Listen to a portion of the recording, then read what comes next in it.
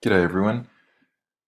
This video is primarily going to be about the auto-animate feature in XD, but also going to look at the time trigger and fixing an object's position when scrolling. Navigate through the start file to this particular section and we'll get started. I've put together some graphics for us to start with. We're working with our trekking tour app, and we've got a bit of a splash page created here and then a main kind of menu page. Sort of mock that up. What we want to happen is I want to have the splash page show for a minute, and then while the app is loading, or when the app is loaded I should say, I want our logo to shrink down to this smaller size here, and then we can use the app. So let's just have a quick look at what our splash page looks like at the moment. That looks quite good, and once the app's loaded we'll get this logo to shrink down to that spot at the top of the app screen. So how do we do that? Well, what I've done is I've created a logo. Or I've got two screens here, and on each of those screens we have an instance of the same component. And also in our layers palette here, over here, you can see that it's named the same thing. So if I look at the auto-animate splash page assets and our layers there, my logo is named logo, and then also on my auto-animate homepage, my logo is named logo, like so. It's important that the spelling and the naming is the same. So we'll go over to the prototype workspace, and we want to transition from this screen to the next screen. So I'll drag over a wire and hook those two things together. Now our trigger is not going to be tap this time, we're going to use time. So we're going to have a little bit of a pause before we load up the home screen. So the trigger will be a time delay, and I'm going to set the time delay to 2 seconds. Should give us enough time to load the app. And then our action is going to be to auto-animate.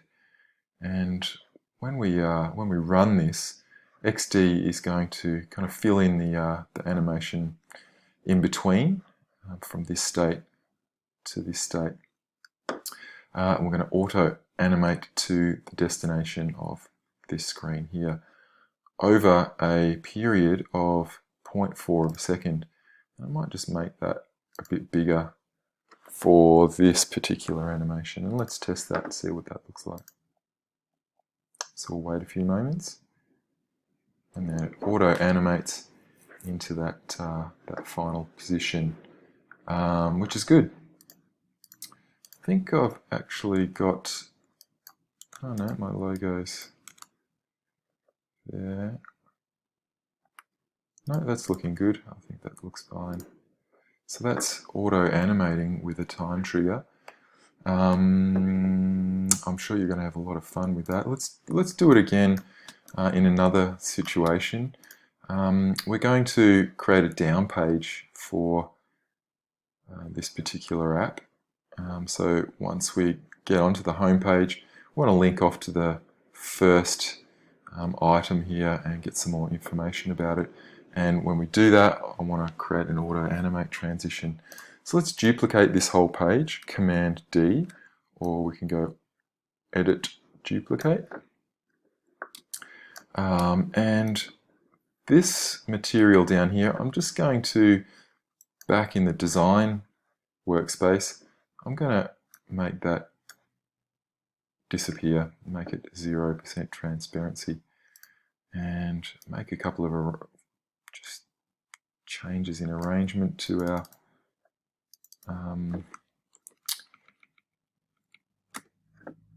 to our page here, and I'm going to add this text.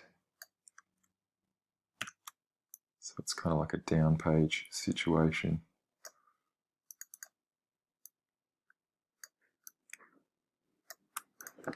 Adjust the spacing there.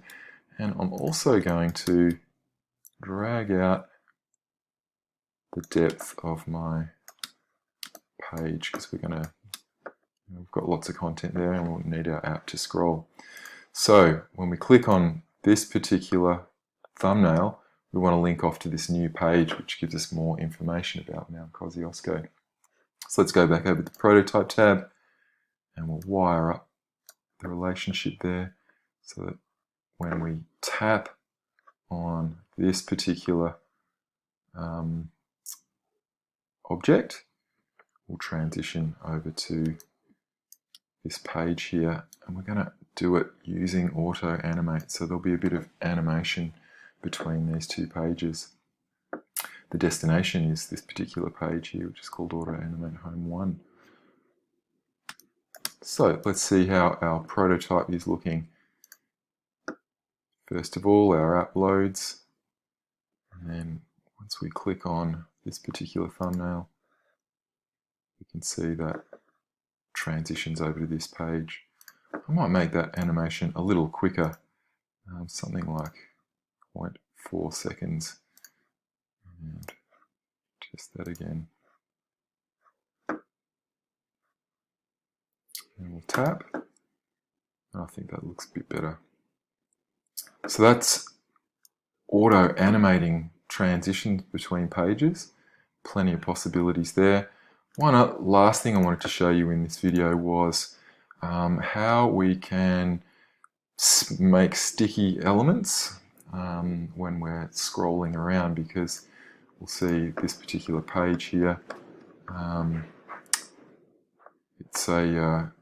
It scrolls, but we want to be able to fix elements when we're scrolling.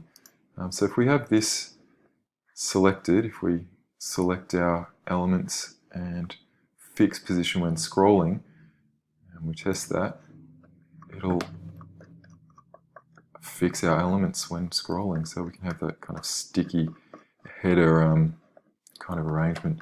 We do have to make sure that we're aware of the order of our stack elements. So in this instance, I'm going to want to